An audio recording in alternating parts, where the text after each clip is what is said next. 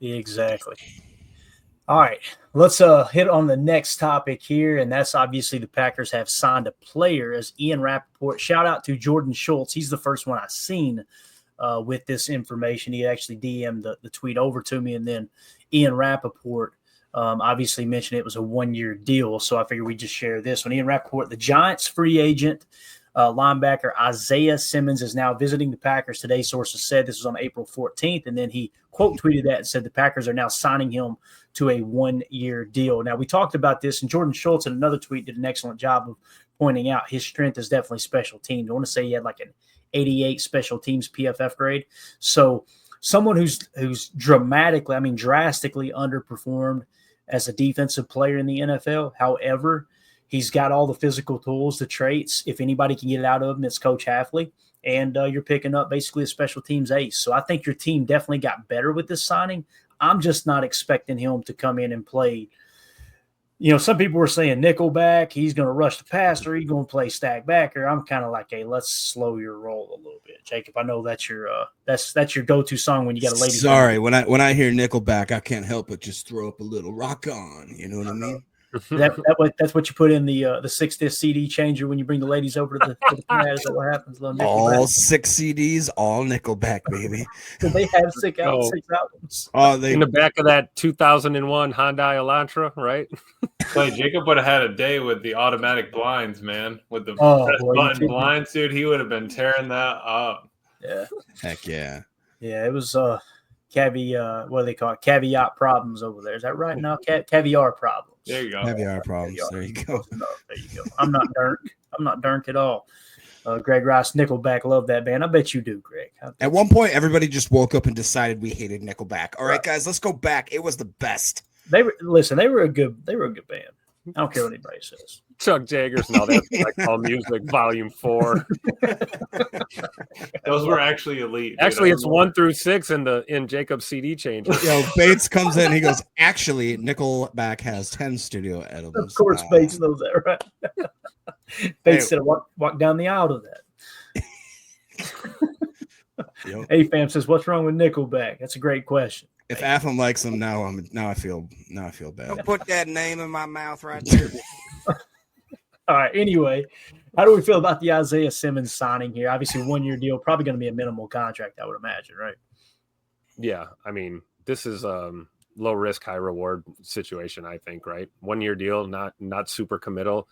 Let him come into the fold, see if see if he can contribute. I think he brings a little bit of I mean, I guess you call him a vet, right? He's going to be 28 this year. He's 27 or something like that right now. So, old enough to know better, young enough to still enjoy it. Maybe a guy that can, come in and be a little bit of, provide some veteran leadership in that younger linebacker room. So, I don't think this is like a, game-changing signing by any means, but I do feel pretty good about it. I think he can help us win ball games. And it'll be fun watching him and Christian Welch at camp battling it out this year. So I'm looking forward to it. Yeah. Go ahead, Jake. Yeah, I honestly like the signing. 8th pick overall, very recently. I don't think it would surprise anybody to maybe pose the suggestion that, hey, the Giants didn't have the best organization for the last 3-4 years. Maybe they didn't understand how to utilize this guy's talents. Maybe they didn't understand how to draft and develop. They got the draft part right, but that's about half of it there. I think they maybe were sleeping on the job for the develop part. So you bring a guy like this in, like you talked about, we have multi-facets here. We got Hafley, who can take him under his wing and absolutely show him what to do here. We got the guys on the D-line, guys like Gary and the whole laundry list of people there that could probably help this guy tweak what he does well. And then the biggest part, like we maybe mentioned there, is Rich Bisaccia, where if in addition to being obviously the assistant coach, we all know he's got his kind of his niche, his specialty is with the special team guys. And if this guy already has a really good grade as that type of player, like you said, Clayton, we're not expecting him to come in here and be, the best, the defensive player of the year type guy. He's a guy that's coming here and he's just going to make our football team a notch better. And that's all we do. Every year we get a little bit better here, a little bit better there. And who knows? I have all the hope for him in the world that if he comes in, he kills it on on special teams. He gets maybe a shot here and there to show what he has, and all of a sudden we start seeing why he was a first-round draft pick.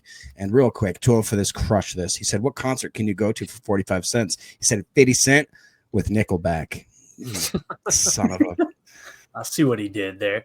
What do you think about it, Emilio? I know you love that joke. Hold on, only too old for this could combine hip hop, rock and roll into a dad joke. I love it. Yes, it's awesome. I honestly think it's probably just like an Eric Wilson replacement, right? Someone that you really trust on special teams that's going to help you out on the field. Can if you want him to be that captain on special teams, perfect, and maybe he has a high floor for playing defense if he can get out there and step up. But I really think, kind of a Eric Wilson replacement, bring in a special teams guy. If he can't win a spot over somebody else on special teams, then so be it. But at least you gave it a shot. And the Giants, man, just dishing out players that they don't want. X worked out for us. Let's see if Isaiah can. Yep. There you go. Hit that super chat for me, Jacob. I think I found what's being mentioned here by Josh Martin. I got to pull this up for us here in a second.